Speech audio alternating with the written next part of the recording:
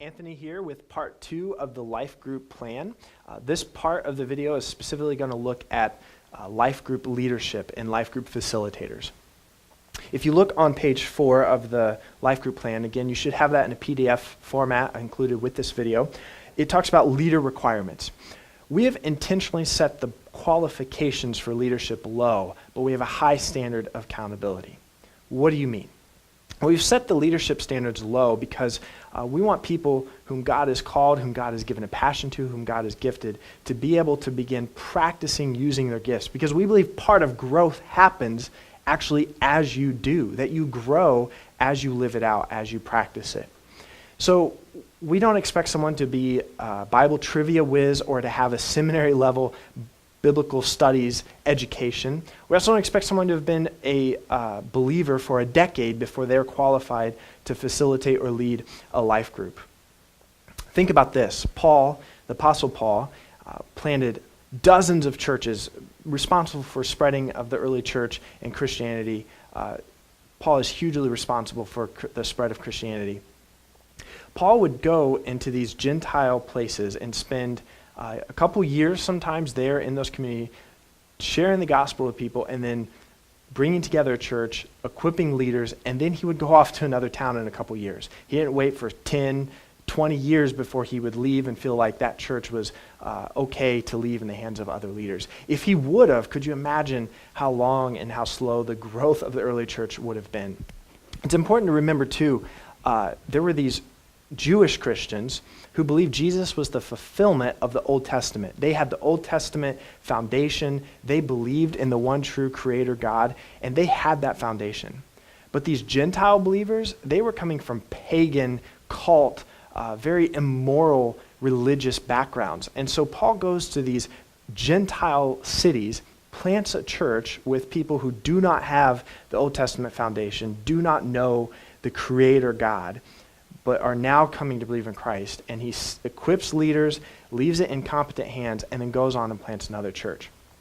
And he often has to come back. In his letters, he addresses some issues. If you read the Corinthians or Galatians or the letter to the Ephesians, there's a lot of times where Paul is addressing issues, but he didn't wait until everyone was fully mature before he passed off leadership. Partially because we believe that no one is really fully mature in Christ, that we can all grow more and more. So what are the qualifications? There are some simple qualifications that are part of our church policy across the board for certain levels of leadership. The first one is that we expect someone to be surrendered to the lordship of Jesus Christ and actively pursuing a vital relationship with Jesus. They don't need to be fully mature, but they need to be surrendered to Christ and actively seeking to grow in Him. We also expect that they're regularly attending corporate worship services on Sundays, that they're supporting and contributing to the mission of the church. We want them to be able to support and be in alignment with the mission and direction of the church. We also want them to be obeying a call or prompt from God to step into leadership. We don't want anyone to be in leadership because their arm was twisted or because they were pressured to be in this position. We hope that they're obeying a call from God.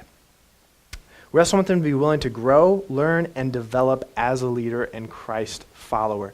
Being teachable is such a huge value and a really important thing, that we are growing together, that we all can learn something, we all can grow. They also need to align with the Articles of Religion of the Wesleyan Church, and it's recommended but not necessary that there's 6 months of consistent attendance at Warsaw Wesleyan Church. If you go to the next page, page 5, there's a leader commitment form. And this form will come to you if you are a life group leader or a life group facilitator. I will come to you in May or June every year and ask you if you want to serve this year and ask you to sign and fill out this commitment form. There are 2 reasons that I do that. Number 1, you haven't signed on if you've been engaged in leadership. You have not signed on for all eternity. Each year I want to give you the opportunity, if God's leading you in a different direction, if you just need a break, each year I want to give you the opportunity to step down. Don't do that if God hasn't released you. Don't do that if God isn't prompting you even to do that. If He still is calling you to be a leader or facilitator, don't say no, but I want to give you that opportunity each year to sort of re-up your commitment. The second reason is that by each year coming and having you review the things that you are agreeing to and signing it, it gives me permission to remind you, hey, you signed the commitment form, you are committed to this, and this gives me permission to hold you accountable to what you've agreed to. How do we recruit new leaders? What does that look like? One of the things I hope from this life group plan and sharing with you that you'll be on board with the vision of life groups and that you'll begin looking and having a mindset of developing other leaders. We believe the best place to find leaders is probably in your group. That God has probably gifted someone and maybe even called someone who might be in your group and they might be the next life group leader. What does that process look like? If you go to page 6, there's some essential characteristics.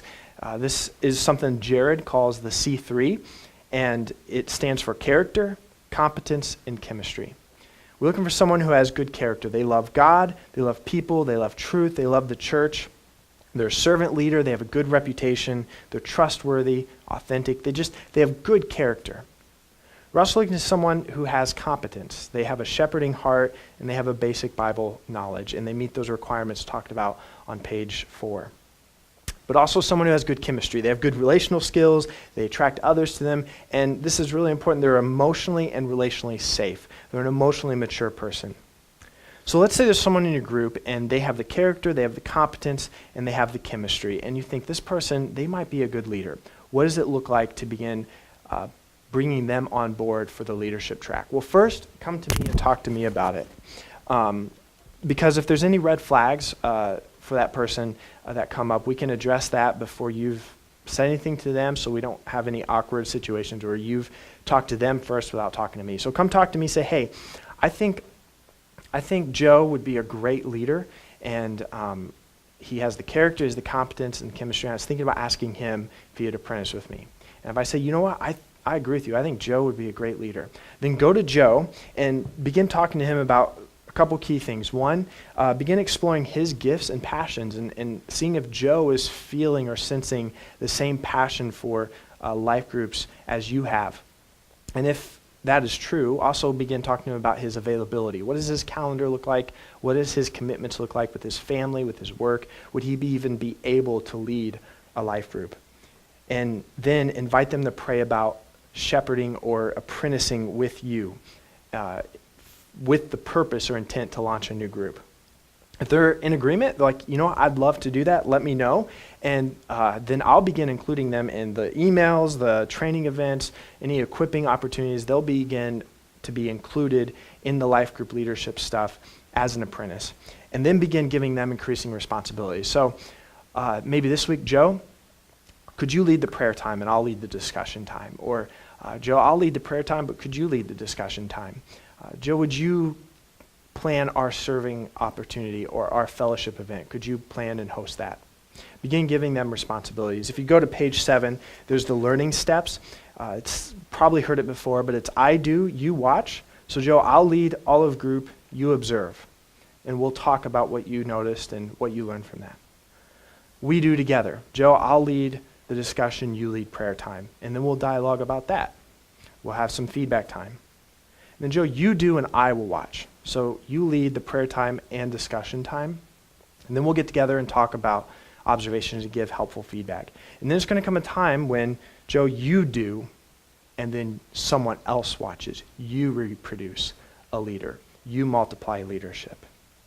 And you'll know, you'll begin to get a sense when Joe is ready, when they are ready to step into that leadership role. And when they are ready, or when you think they're ready, you can let me know, and then we'll begin looking at the process of launching a new group and when we'll be ready to do that. And I'll tap on Joe's shoulder, I'll meet with him and talk to him about what that could look like. What that will mean, though, is there will be some level of sacrifice when we begin multiplying groups. And there are 3 primary ways that we can multiply groups. I am partial to 2 of the 3 ways, but the 3rd way is not necessarily a bad way.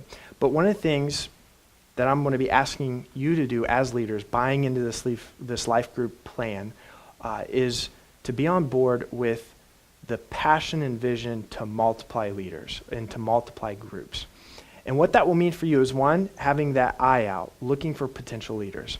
But secondly, it would mean that as a group, you are willing to make the sacrifice to launch a leader or to split as a group or to let go of a leader, and you're willing to do that, even though you've grown together, even though there's community, even though you've gotten to know one another and you love one another, but to be able to be willing to say, you know what? If we're not adding to our number, that means we're not making disciples. And that is the primary purpose of the church, is to make disciples. So if we're not doing that, we're really not doing what we are called to do and what our purpose is as a community of believers. So be willing to say, you know what, we will make the sacrifice to add new people, to begin multiplying and making disciples in this way. So what does it look like to launch a new group? There are 3 different ways. One way is that the leader and group stay together, and the apprentice, so Joe, goes off and leads a new group. A second way is similar, but it's the apprentice stays with the group. So Joe, he inherits the group, and then I, the leader, go off and start a new group. Or the third way is leader takes part of the group members, maybe half, and the apprentice takes half, and then they try to add new members to their groups. I'm partial to the first two because the third way, people can only split off so many times before their friend capacity is met, and they're not going to be able to have the capacity to multiply another group and get to know people at that deep level. And so I'm partial to the group staying together and launching out leaders and starting new groups because it allows that community to stay intact. But I'm not against the third option of splitting groups. It's just not my favorite. But that's a possibility if that would be good for your group if it gets to that point. This is what leadership looks like. This is what our leadership track looks like. This is the expectations, the commitment. And what I'm asking you to do is to begin having an eye out. Don't be paranoid about it. Don't feel like you have to find a leader in your group, but begin having an awareness that God might be calling someone in your group. He might be gifting them and preparing them to be a leader. And help me out by us working together to get them on a leadership track and to launch them into living out their spiritual gift.